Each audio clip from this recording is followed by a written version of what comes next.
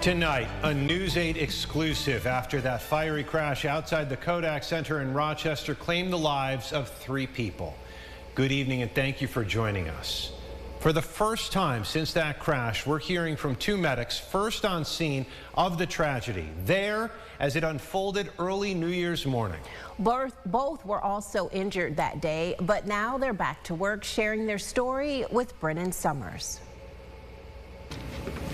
The New Year's shift for AMR paramedic Julie Purick and EMT Davin Eshelman started out just like any other night.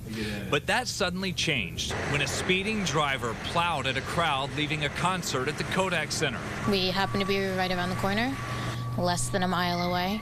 So when we turned the corner, just chaos. First thing we did is start triaging patients. Part of the way through our response, we were updated. There was 6+ patients.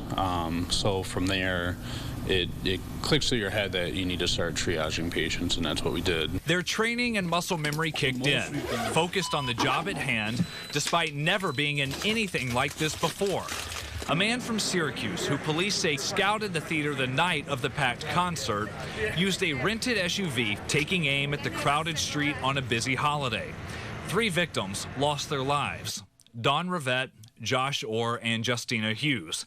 The suspect, Michael Avery, was also killed.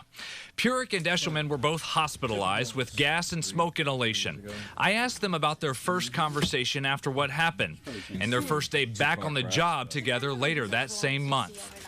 It's honestly still just kind of surreal.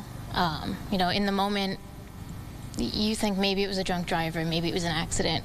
And then, at least from my perspective, to find out 4 days later what had actually occurred is just humbling and surreal. It was humbling. It was a sigh of relief. I was more than worried because, the nurses and doctors, they weren't really saying anything only because they couldn't. That's part of our conversation. We'll have more of it coming up when I join you tomorrow morning for Sunrise starting at 5 o'clock. As for the investigation into what happened early that morning on New Year's Day, was this plotted? Yes. Was it intentional? Yes. As for the motive, that we still don't know, and we may never get that answer. In Rochester, I'm Brennan Summers for News 8.